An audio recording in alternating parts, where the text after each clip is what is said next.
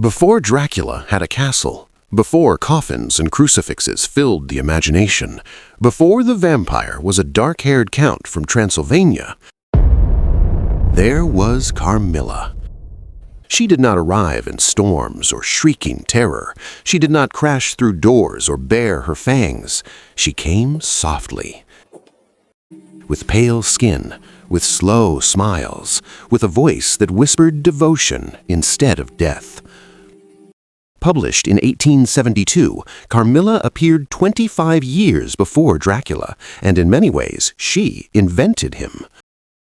Before Carmilla, vampires were little more than folklore, bloated corpses blamed for plagues, rural superstitions born from fear and decay, mindless revenants clawing out of graves.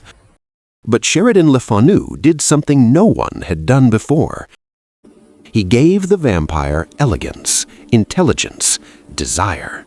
He transformed the monster into something far more unsettling, someone who could be loved. Carmilla was beautiful. Carmilla was intimate. Carmilla did not simply feed on blood. She fed on emotion, affection, and longing.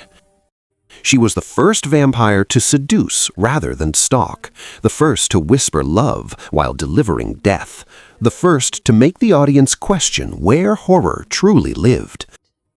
And perhaps most shocking of all, she was a woman.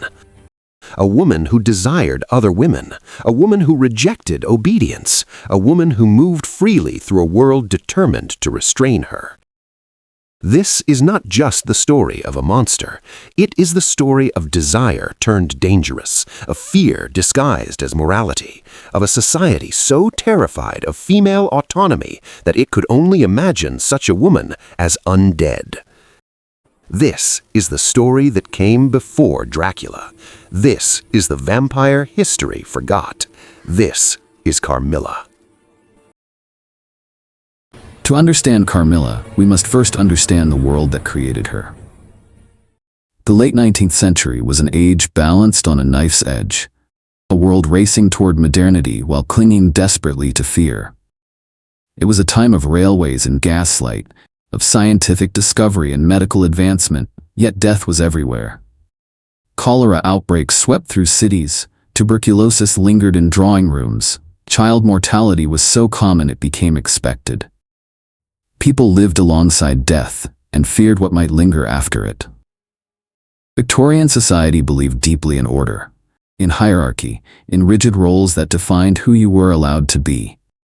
Men were meant to rule, women were meant to obey. Desire was meant to remain silent. Morality was spoken of constantly, yet sexuality, especially female sexuality, was treated as something dangerous, even monstrous. There were desires that could not be discussed in polite society. Desires that had no language. Desires that, if acknowledged, threatened the structure of the world itself. Among the most feared of these were women who loved other women. Such affection was dismissed as unnatural at best and corrupting at worst. Medical texts of the era described it as illness, moral authorities condemned it as sin, and literature often disguised it as madness or horror. At the same time, superstition had not disappeared. Despite the rise of science, many still believed in curses, ghosts, and the undead. Eastern and Central European vampire legends circulated through travel journals and scholarly texts. These early vampires were not elegant creatures, they were swollen corpses, rotting bodies blamed for plagues and unexplained deaths. Peasants dug them from graves, staked and burned them in desperation. They were creatures of fear, but not of fascination. Then came Joseph Sheridan Le Fanu.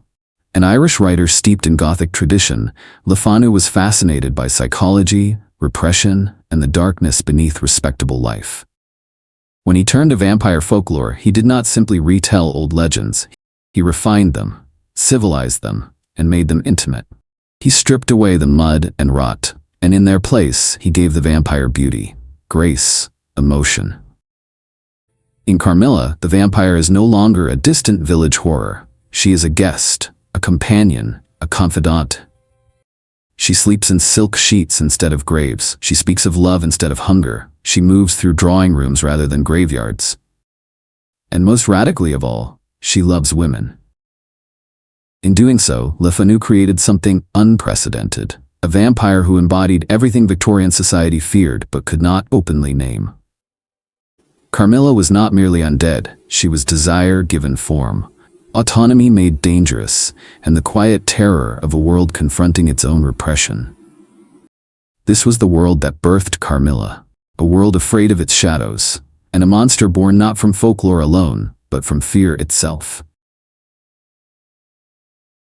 From this world of fear, repression, and unspoken desire, Carmilla speaks through a single voice. That voice belongs to Laura. Laura is not a hero in the traditional sense. She is not brave, nor rebellious, nor defiant. She is obedient, well-mannered, and profoundly alone. Laura lives in a remote castle deep in the Austrian countryside, far from cities, society, and scrutiny. Her world is quiet, almost unnaturally so. There are no neighboring families, no friends of her own age, no distractions from routine. Her mother is dead. Her father, though kind, is distant and often absent. And so Laura's days pass in stillness. She reads, she walks the grounds, she listens to the wind through old corridors. It is a life designed to preserve innocence, but it also preserves ignorance. In Victorian society, such isolation was considered protection. Girls were shielded from knowledge, from experience, from desire. Yet isolation does not erase longing, it sharpens it. Laura's inner world becomes rich and dreamlike. She remembers strange visions from childhood, a night visitor, a beautiful woman who once entered her bedroom and lay beside her. It is a memory Laura never fully understands and never truly forgets. So when fate intervenes, it feels less like coincidence and more like destiny. One evening, a carriage crashes near the castle gates. From the wreckage emerges a young woman, injured but alive. She is of Laura's age, delicate, unusually pale. Her movements are slow and graceful. Her voice soft, almost intimate from the first word. And the moment Laura sees her, something stirs. Not fear, not suspicion, but recognition. As if a forgotten dream has suddenly returned. The girl gives her name, Carmilla. From the very beginning, Laura senses something is wrong, yet she cannot bring herself to resist.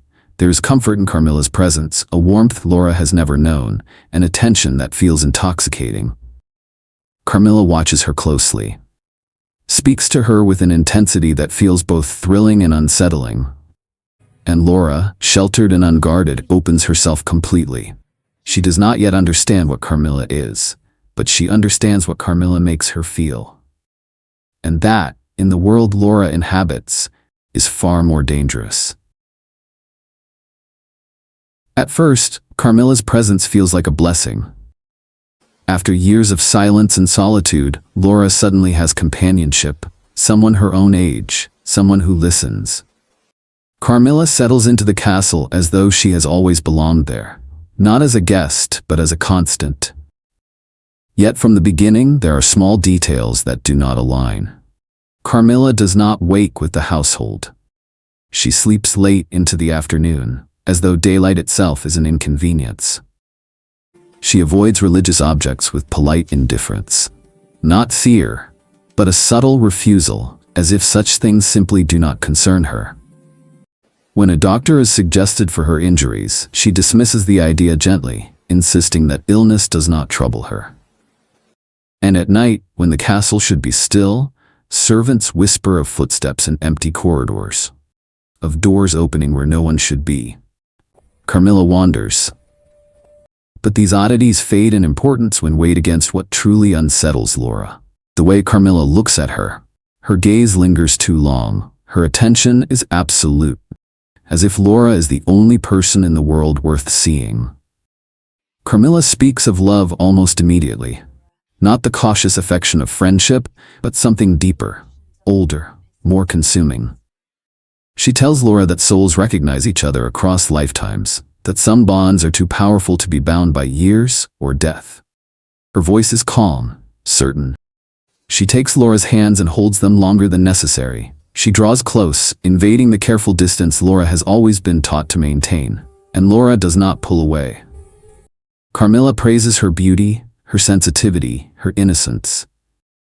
She speaks of devotion as though it is a sacred vow, of belonging as though it is destiny. At times her words are so intense they verge on frightening promises of eternal closeness, of love that never fades. And yet, Laura feels cherished. In Victorian literature, intimacy between women was often dismissed or obscured, reduced to sentiment, stripped of desire. But Carmilla does not look away. Here affection becomes physical, lingering touches. Embraces held just a moment too long. And that is precisely what makes Carmilla dangerous. Because she does not merely comfort Laura, she does not merely admire her, she awakens something Laura has never been allowed to name. A longing that feels both intoxicating and forbidden. Carmilla does not force herself upon Laura, she invites her. And in a world built on repression and silence, that invitation is more terrifying than any monster. What begins as closeness soon becomes dependency. Laura finds that her days no longer feel complete without Carmilla's presence. When Carmilla is absent, the castle feels colder, larger, more empty than before. And then the dreams begin. At first they are vague, a heaviness in the air, a sense of being watched. Soon they become sharper. Laura wakes in the night, unable to move, as though an unseen weight presses against her chest. Her breath comes shallow and strained. She feels lips near her throat, a sudden piercing sensation, sharp as needles, brief but unforgettable. By morning the memory fades like mist, but the weakness remains. Laura grows pale. Her strength drains away in small, unremarkable increments. Doctors are summoned. They find nothing wrong. They prescribe rest, fresh air, reasonable explanations for an unreasonable decline. Yet Laura knows something is changing. She becomes emotionally tethered to Carmilla. When Carmilla holds her, the exhaustion eases. When Carmilla speaks, the fear quiets. The very presence that seems to harm her is also the only thing that brings relief. Beyond the castle walls, rumors spread. Young women in nearby villages are falling ill. One by one, they weaken. One by one, they die. Their symptoms are identical, their deaths unexplained. Doctors are baffled. Science offers no answers, but others remember older stories. Priests whisper warnings in low voices. Scholars speak of legends long dismissed as superstition, and slowly, patterns emerge. The deaths follow Carmilla's arrival. They cease where she does not linger. Names are compared, records uncovered, and the truth reveals itself not as a sudden shock, but as a dreadful confirmation. Carmilla is not her real name. She has used many across the centuries. Mircalla, Millarca, Carmilla. The same letters, endlessly rearranged. A mask that changes while the face beneath remains. She is Mircalla Karnstein, a noblewoman buried centuries earlier. A vampire who has survived by attaching herself to young women, not as prey alone, but as companions. She does not strike quickly. She lingers. She binds her victims emotionally before she drains them physically. And Laura, weakened and devoted, has already been chosen. Once the truth is revealed, the nature of the horror changes. Carmilla is no longer simply a mystery to be solved. She becomes something far more unsettling to confront. Unlike later vampires, Carmilla is not driven by hunger alone. She does not stalk the night in search of blood. She does not kill quickly or carelessly. She chooses. Carmilla approaches her victims slowly, patiently. She studies them, learns their loneliness, their fears, their unspoken desires. She does not feed brutally. She seduces, but not with force and not with cruelty. She offers understanding, attention, affection. She builds an emotional bond before she ever takes a drop of blood. And once that bond is formed, separation becomes impossible. This is crucial to understanding her. Carmilla does not view her victims as disposable. She stays with them, sleeps beside them, speaks to them of love and eternity.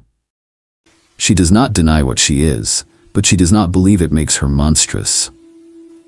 In her own words, love is not bound by morality, nor by mortality. She speaks of love as something ancient and inevitable, a force that transcends law, religion, and death itself. To Carmilla, vampirism is not a curse inflicted upon her. It is a continuation, a way to preserve intimacy beyond the limits of a single lifetime. She refuses to accept that love must end because bodies fail. She refuses to let desire be extinguished by the grave. In this way, Carmilla stands apart from nearly every vampire who follows. She is not a symbol of punishment. She is not a warning against excess. She is a challenge, a being who dares to ask whether love that endures forever must automatically be considered evil. And that question, perhaps more than her fangs, is what truly terrifies the world around her. Carmilla terrified Victorian readers not simply because she was undead. They had seen ghosts before, they had seen monsters, they had even seen vampires in folklore. What they hadn't seen, what they weren't prepared to confront, was desire without apology. Carmilla represents forbidden longing, not hidden, not ashamed, but openly expressed. She's a woman who chooses other women, a woman who doesn't seek permission, a woman who doesn't wait to be chosen. In a society where a woman's value is measured by marriage, Carmilla rejects the entire system. She does not want a husband, she does not want children. She doesn't want a place within respectable society. She wants intimacy, exclusivity, devotion, and she takes it. Victorian culture had no language for this kind of desire, so it turned to metaphor. Medical texts labeled such women as diseased, moral authorities called them corrupting influences. Popular fiction transformed them into villains. A woman who loved other women was seen as dangerous, not because she harmed others, but because she threatened the structure of obedience itself. In this context, Carmilla's vampirism becomes symbolic. Her bite is not merely an act of feeding, it is an act of transmission. Desire passed from one woman to another, intimacy that awakens something irreversible. Laura's decline mirrors Victorian fears precisely. The fear that exposure would weaken women, that affection between women would lead to decay, that desire, once awakened, could not be undone. And so society responds the only way it knows how. It names the desire monstrous. It insists that Carmilla must be destroyed, not to save Laura's life alone, but to restore order. Carmilla does not die because she kills. She dies because she refuses silence. She embodies everything Victorian morality sought to suppress: female agency, emotional intensity, love that exists outside male control. And in labeling her a monster, the society that fears her reveals itself, not as moral, but as afraid. Once Carmilla is named, the outcome becomes inevitable.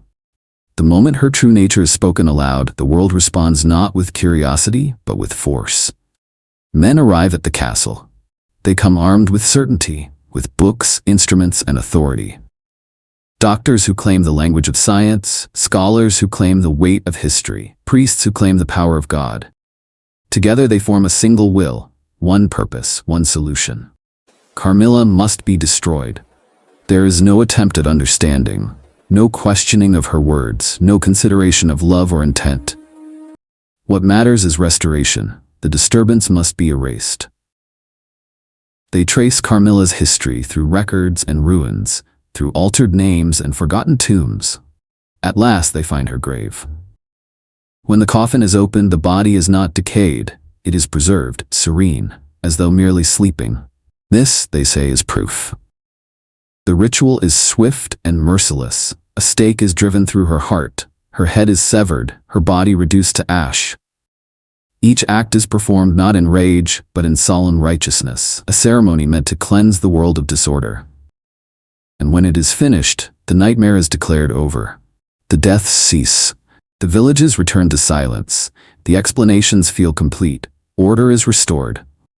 Laura survives. Her strength slowly returns. Color returns to her face. Life resumes its familiar rhythm.